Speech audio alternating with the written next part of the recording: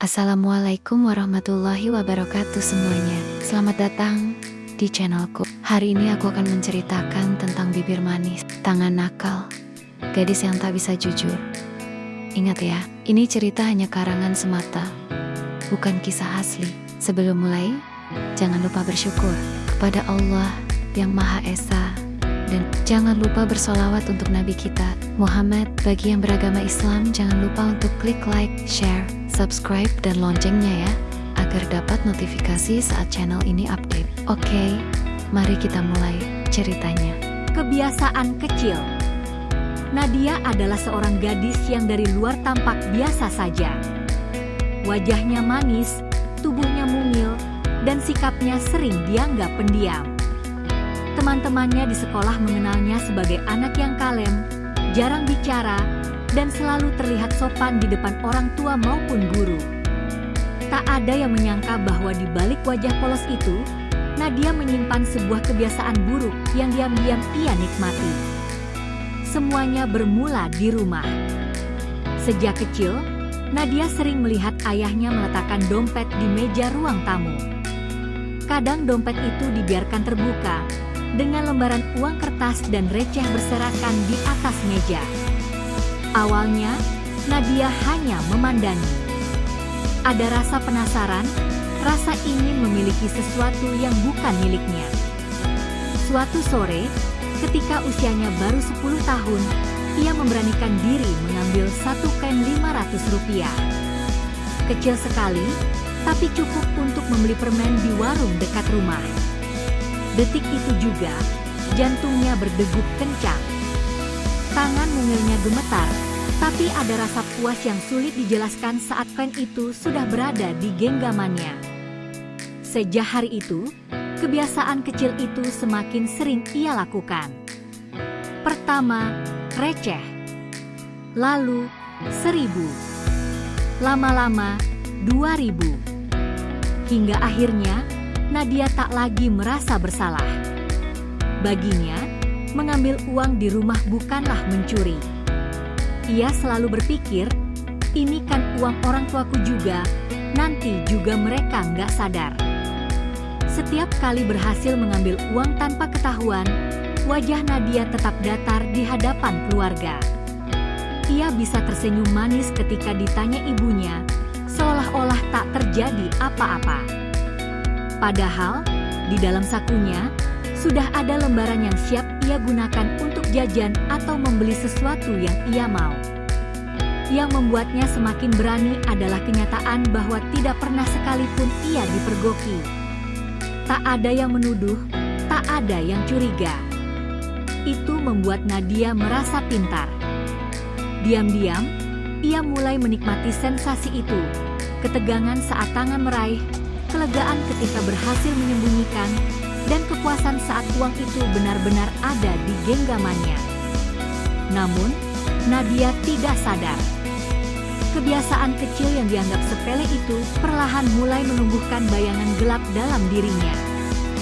Bayangan seorang pencuri sunyi yang kelak akan membawanya ke jalan yang jauh lebih berbahaya. Godaan di sekolah. Saat Nadia menginjak bangku SMP, kebiasaan kecilnya di rumah mulai terbawa ke sekolah. Awalnya, ia hanya berniat memakai uang jajannya sendiri. Tapi lama-kelamaan, rasa penasaran yang dulu muncul saat melihat dompet ayahnya, kini muncul lagi setiap kali ia melihat teman-temannya membuka dompet atau menyimpan uang di tas. Hari itu, suasana kelas ramai saat jam istirahat. Banyak teman-teman Nadia berlari ke kantin. Beberapa tas ditinggalkan begitu saja di bangku. Nadia hanya duduk di mejanya, tampak tenang seperti biasa.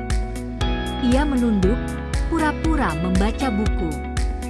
Tapi matanya sesekali melirik ke arah tas salah satu temannya yang terbuka sedikit. Dari celah resleting yang tak tertutup rapat, ia bisa melihat ada selembar uang kertas yang mencuat. Detak jantung Nadia berdegup kencang. Ada rasa ragu, tapi ada pula dorongan kuat yang tak bisa ia kendalikan. Saat teman-temannya semakin jauh, Nadia pura-pura berdiri untuk merapikan buku. Tangannya perlahan meraih tas itu, dan dengan gerakan cepat, ia menarik uang yang ada di dalamnya. Seketika, ia duduk kembali, memasukkan uang itu ke dalam saku rok seragamnya. Tak ada seorang pun yang sadar. Ketika teman-temannya kembali dari kantin, mereka hanya sibuk makan sambil bercanda. Tak ada yang memperhatikan Nadia yang duduk dengan wajah datar, meski di dalam hatinya ada rasa puas yang menggelegar. Sejak saat itu, Nadia mulai sering mengulangi aksinya. Kadang ia mengambil uang 1.000 atau 2.000, kadang lebih. Ia melakukannya dengan hati-hati, selalu menunggu saat kelas sepi, atau ketika semua orang sibuk. Ia belajar membaca situasi, menunggu momen yang tepat, dan bergerak dengan cepat. Yang mengejutkan, tidak ada yang pernah curiga padanya. Wajah Nadia yang kalem dan sopan menjadi tameng sempurna. Saat ada teman yang mengeluh uangnya hilang, semua menebak-nebak kemungkinan lain. Mungkin jatuh di kantin. Mungkin ketinggalan di rumah. Tak ada satupun yang menuding Nadia. Diam-diam, Nadia mulai menyadari satu hal, wajah manis dan sikap pendiamnya adalah senjata. Orang-orang tak akan pernah menyangka bahwa di balik itu, ada seorang pencuri kecil yang semakin lihai. Dan sejak itu pula, sekolah menjadi tempat bermain barunya, sebuah panggung di mana Nadia tampil sebagai gadis polos di luar, tapi sekaligus pencuri sunyi di balik layar. Keberanian bertambah.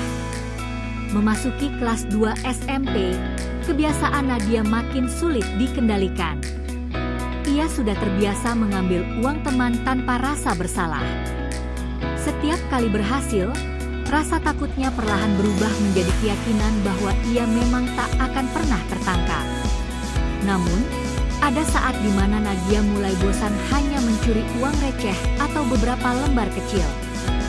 Ia ingin lebih. Suatu hari, bel pulang sekolah berbunyi. Suasana kelas berangsur sepi. Sebagian besar murid sudah pulang, hanya tinggal beberapa orang yang masih membereskan buku. Nadia sengaja berlama-lama, berpura-pura menulis catatan. Dari sudut matanya, ia melihat seorang guru meninggalkan kelas terburu-buru, meninggalkan meja terbuka dengan dompet tergeletak di atasnya. Dek, napas Nadia tercekat. Itu kesempatan besar. Ia menoleh kanan-kiri, memastikan kelas benar-benar kosong. Lalu dengan langkah pelan, ia mendekati meja guru itu. Tangannya bergetar ketika membuka dompet, dan matanya terbelalak melihat beberapa lembar uang kertas di dalamnya. Ia tak mengambil semuanya. Hanya selembar, cukup untuk jajan seminggu. Tapi begitu dompet ditutup kembali, keringat dingin mengalir di pelipisnya. Detak jantungnya kencang, jauh lebih keras daripada saat ia mencuri dari teman. Ini berbeda. Ini jauh lebih berbahaya. Namun ketika ia keluar dari kelas tanpa ada seorang pun yang memergoki, perasaan takut itu langsung berganti dengan kepuasan luar biasa. Aku berhasil, bisiknya dalam hati. Sejak saat itu, keberanian Nadia semakin meningkat. Ia bukan hanya mencuri di kelas. Ia mulai bermain di kantin, berpura-pura membayar dengan uang kecil lalu mengambil kembalian lebih banyak. Kadang, ia sengaja menyenggol kotak uang kas kelas ketika bendahara lengah, lalu menyelipkan 1 atau 2 lembar ke dalam saku rok seragamnya. Yang paling berbahaya, Nadia mulai merasa bangga pada dirinya sendiri. Ia merasa pintar, lincah, dan licik dalam satu waktu.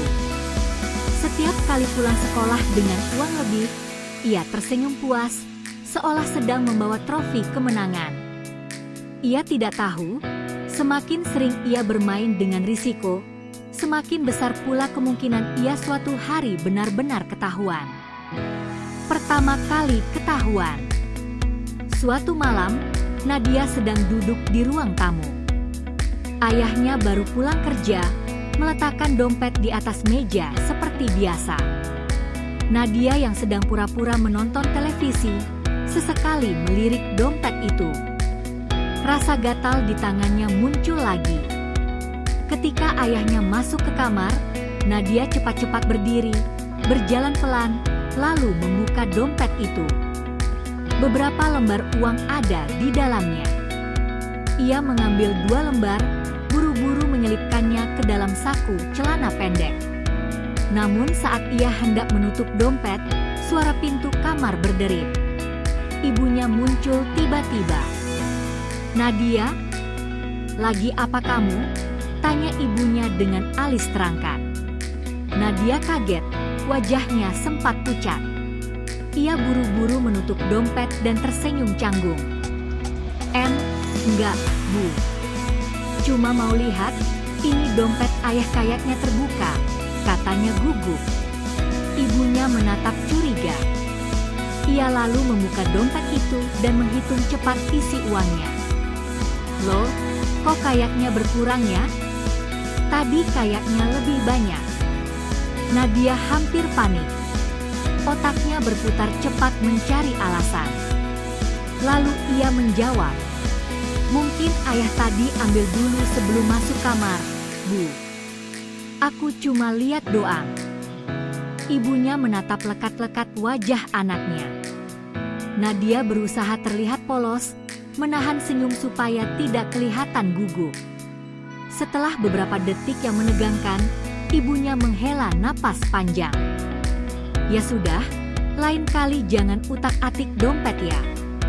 Itu barang orang dewasa." Nadia mengangguk cepat. Begitu ibunya pergi, ia duduk kembali di sofa dengan jantung berdetak kencang. Tangan yang memegang uang di sakunya masih gemetar. Malam itu, untuk pertama kalinya ia merasakan betapa tipis jarak antara aman dan ketahuan. Namun anehnya, bukan kapok yang muncul. Justru ada perasaan aneh, semacam kesenangan baru.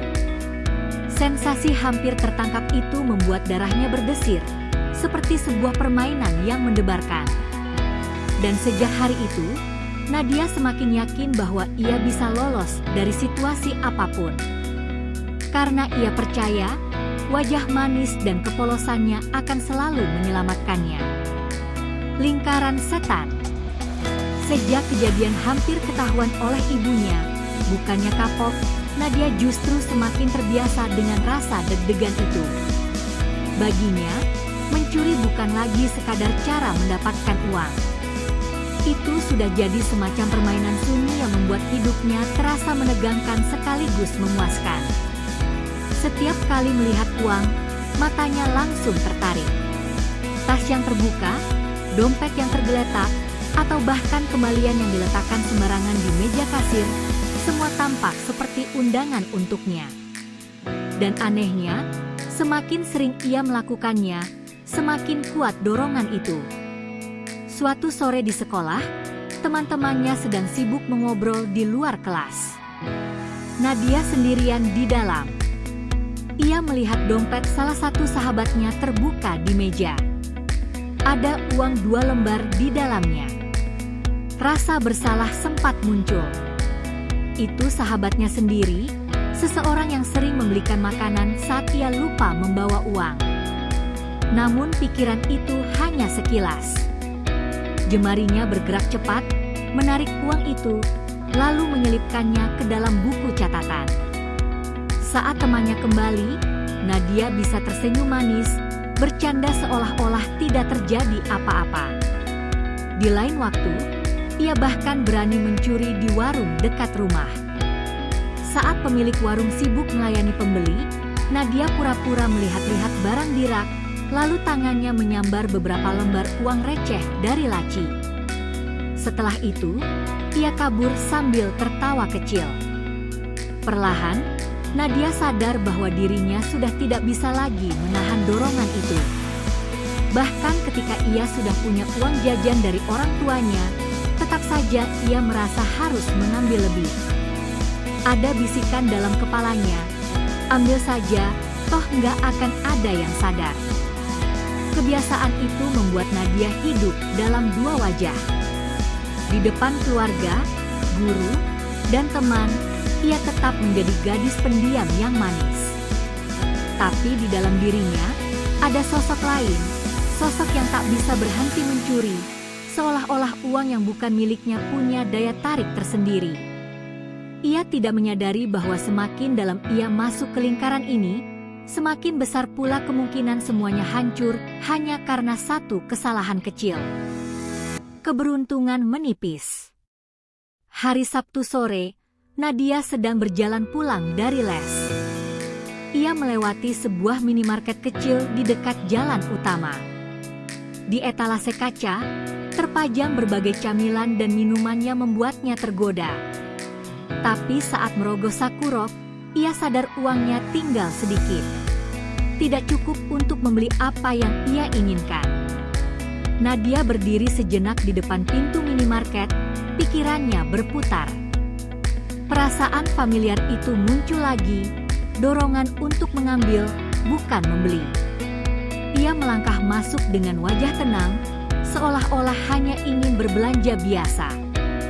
Minimarket sedang sepi, hanya ada satu pegawai di balik kasir yang sibuk menghitung stok barang.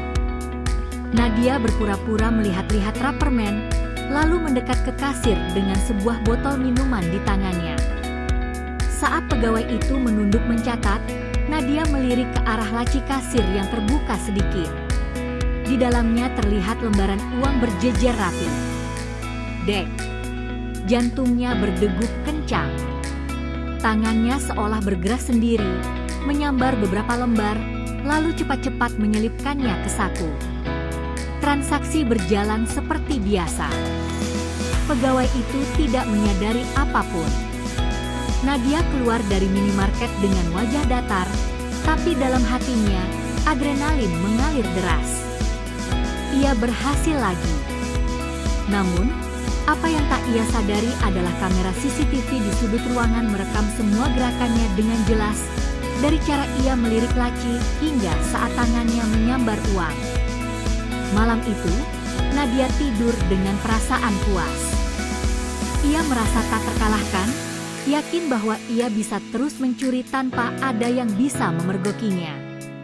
Yang ia tidak tahu, rekaman itu sudah tersimpan rapi.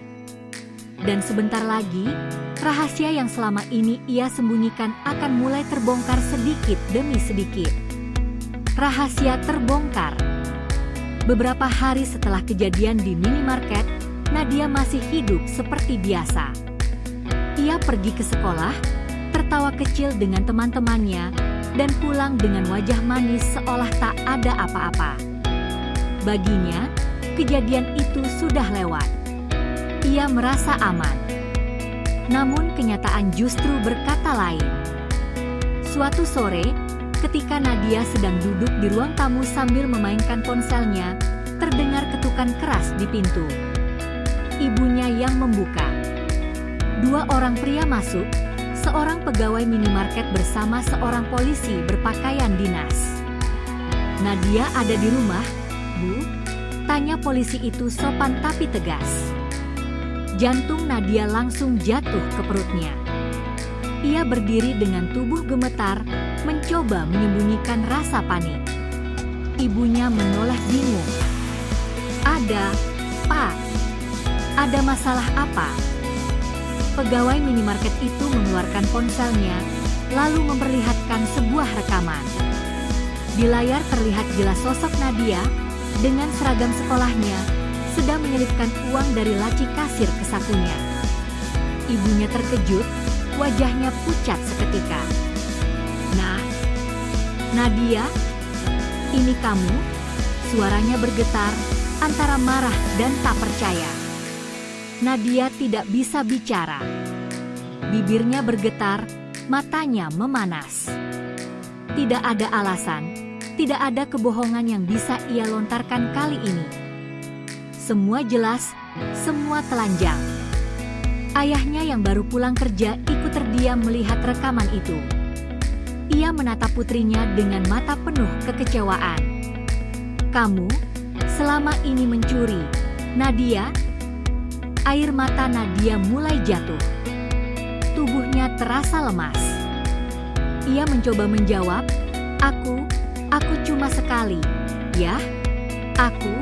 Tapi kalimat itu tak terdengar meyakinkan, bahkan untuk dirinya sendiri. Polisi itu menjelaskan bahwa karena Nadia masih di bawah umur, kasus ini tidak akan langsung dibawa ke pengadilan. Tapi orang tuanya harus tahu, dan ada proses pembinaan yang akan ia jalani. Malam itu, rumah Nadia berubah sunyi. Bukan sunyi yang tenang, tapi sunyi yang menekan. Ibunya menangis di kamar, sementara ayahnya hanya duduk diam menatap lantai. Nadia sendirian di kamarnya, menangis keras untuk pertama kalinya. Ia sadar, topengnya sebagai gadis manis sudah benar-benar runtuh. Dan yang paling menyakitkan bukan polisi, bukan pegawai minimarket, tapi tatapan kecewa orang tuanya. Hukuman berat. Sejak kejadian itu, hidup Nadia berubah total. Dunia yang dulu terasa aman dan penuh rahasia, kini menjadi sempit dan menyesakan. Orang tuanya dipanggil ke kantor polisi untuk membicarakan tindakannya. Karena Nadia masih remaja, ia tidak masuk penjara, tetapi diwajibkan menjalani pembinaan khusus dan kerja sosial selama beberapa bulan. Meski begitu, rasa malu dan tatapan orang lain terasa jauh lebih berat dibandingkan hukuman resmi itu. Hari pertama ia harus menjalani kerja sosial, Nadia mengenakan rompi oranye dengan tulisan besar, "Pembinaan Remaja". Ia ditempatkan di balai desa untuk membantu membersihkan halaman, menyapu jalan, dan merapikan taman umum. Tangannya sibuk bekerja, tapi matanya tak berani menatap siapapun. Beberapa orang lewat, berbisik-bisik sambil meliriknya. "Itu Nadia ya, anak yang suka mencuri di minimarket. Sayang banget, padahal mukanya manis." Gak nyangka. Bisikan itu menancap di telinganya, menusuk lebih dalam daripada jeritan marah. Nadia ingin menutup telinga, ingin bersembunyi, tapi tidak bisa. Ia harus berdiri di sana, di depan semua orang, menerima kenyataan bahwa dirinya kini dikenal sebagai pencuri. Di sekolah, keadaannya tidak lebih baik. Berita itu cepat menyebar. Beberapa teman menjauh darinya, tak mau lagi duduk sebangku. Ada yang terang-terangan mengejek.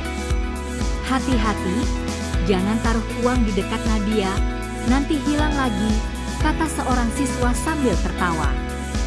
Yang lebih menyakitkan, sahabat dekatnya sendiri, Sinta, menatapnya dengan wajah dingin. Sinta adalah orang yang dulu sering berbagi makanan dengannya. Tapi kini, saat bertemu di koridor, Sinta hanya lewat tanpa menegur, seolah Nadia sudah tidak ada lagi dalam hidupnya. Guru-gurunya pun memperlakukannya berbeda.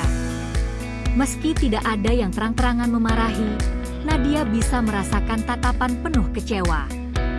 Guru BK memanggilnya berkali-kali, memberi nasihat panjang lebar. "Nadia, kamu masih muda. Kamu bisa berubah. Jangan biarkan kesalahan ini jadi masa depanmu." Namun setiap kali mendengar kata-kata itu, Nadia hanya menunduk. Dalam hatinya ada pertarungan besar. Ia ingin percaya bahwa ia bisa berubah, tapi bayangan masa lalu selalu menghantuinya.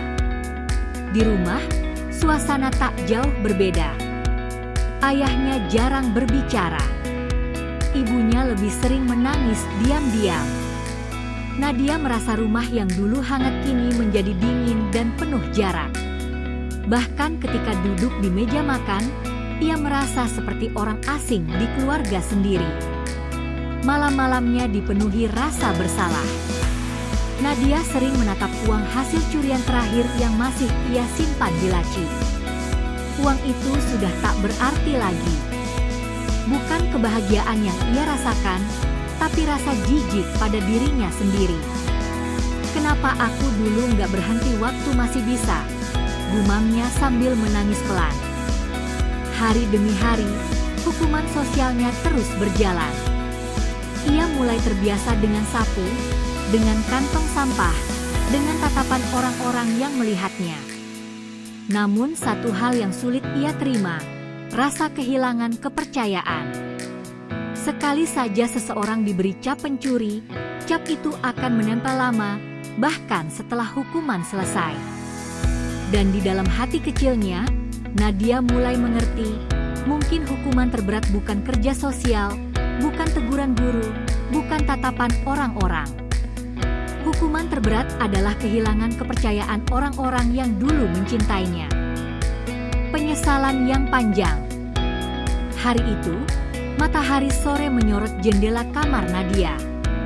Ia duduk sendirian di atas ranjang, memandangi langit yang mulai berwarna jingga. Masa pembinaannya resmi selesai, rompi oranye itu sudah ia lepas, tetapi beban di hatinya masih berat. Hukuman fisik memang berakhir, tapi luka batin dan rasa malu seakan masih melekat di tubuhnya. Di sekolah, keadaan memang sedikit lebih tenang. Bisikan-bisikan gosip sudah tidak sekeras dulu, tapi Nadia tahu, teman-temannya belum benar-benar bisa mempercayainya lagi. Ada yang menyapanya seadanya, sekadar basa-basi, tapi jarak tetap terasa. Sahabatnya, Sinta, yang dulu selalu ada di sisinya, masih memilih diam.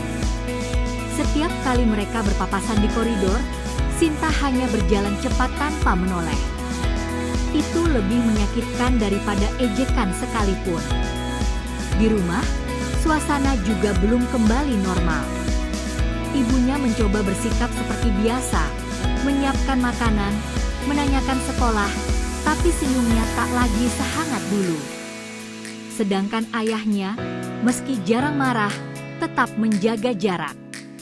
Nadia bisa merasakan betapa kecewa orang tuanya, meskipun mereka tak banyak berkata-kata. Malam itu, Nadia duduk di meja belajarnya. Di dalam laci masih tersimpan selembar uang kusut, sisa dari salah satu curiannya dulu. Ia menatap lembaran itu lama sekali. Dulu uang seperti ini membuatnya bangga, membuatnya merasa pintar dan lihai.